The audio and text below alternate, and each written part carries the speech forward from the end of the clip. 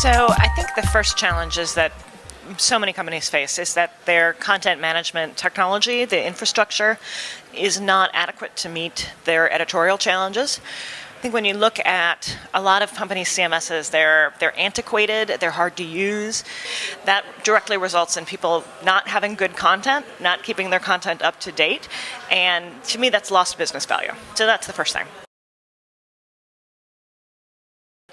I think the challenge of mobile is really going to cause a lot of businesses to struggle in the next 5 years.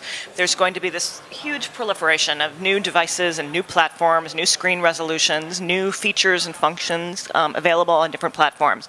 And one of the things I hear from my clients all the time is that they're just really, really struggling with what the right strategy is. How do they make decisions about the mobile web? How do they make decisions about apps? How do they treat tablets differently from desktop web or the mobile handsets? And these problems aren't going to get any better. They're going to get worse. More and more devices are going to be proliferating. And so in order for businesses to deal with that, they really need an underlying content strategy. They need something that says, we have flexible, reusable content. We have structured it in such a way that we know we can reuse it across platforms. And then the decisions about whether to build an app or how that app should be designed are a lot easier because you already have this flexible content that you can work with.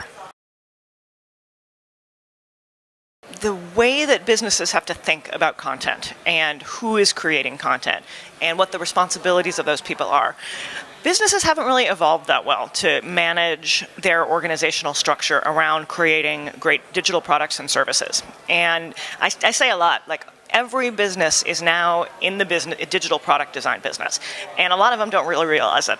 And so they haven't put processes in place. They don't have an org structure. They don't have internal workflow. They don't have good decision-making processes, and they don't have good incentives to support that. And I think it's particularly painful on the content side, because now what you wind up with is dozens or hundreds of people even across the organization who are responsible for creating content. And they report to different people, they're incentivized in different ways, and there's no, cohesive organizational structure that is helping to manage and maintain that. And, when I look at it, when I see content problems or technology problems, those are really people problems. And so the challenge for businesses, I think, is to figure out how they restructure their organizations or what they do internally so that instead of, managing for an antiquated business model, they're managing to create great digital products.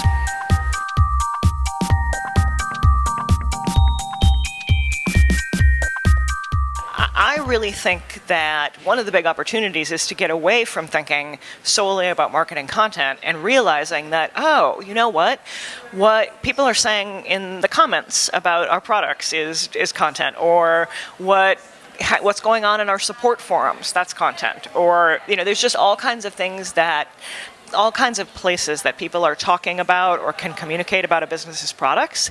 And you might not think of that as traditional marketing content, but in fact, it is even more critical to the purchase of the products than whatever you say about marketing.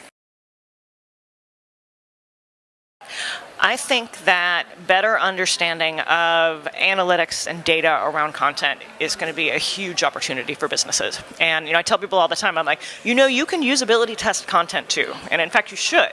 You should have an understanding of not just of whether somebody can navigate your website or whether they can use a particular feature, but you need to say hey, you came to this website to answer a question. Did you get it answered? Can you answer it? Did you get the right answer? And that stuff is actually, it's not rocket science. Anybody can do it. Same thing with analytics. We don't necessarily always have great metrics in place for how to evaluate whether the content is performing. But I think the more that we talk about it and the more people come to great conferences like this one, and share case studies of how they're measuring their content or how they're evaluating their content performance, we'll develop better tools to help us use analytics to create great content. And so I think that's just going to wind up being better for our users and better for our businesses in the long run. to really have better tools and processes around how people create and manage and maintain content. And I think we have historically not put the same attention to detail into the content management infrastructure, or the content strategy workflow, as we put into design and development processes.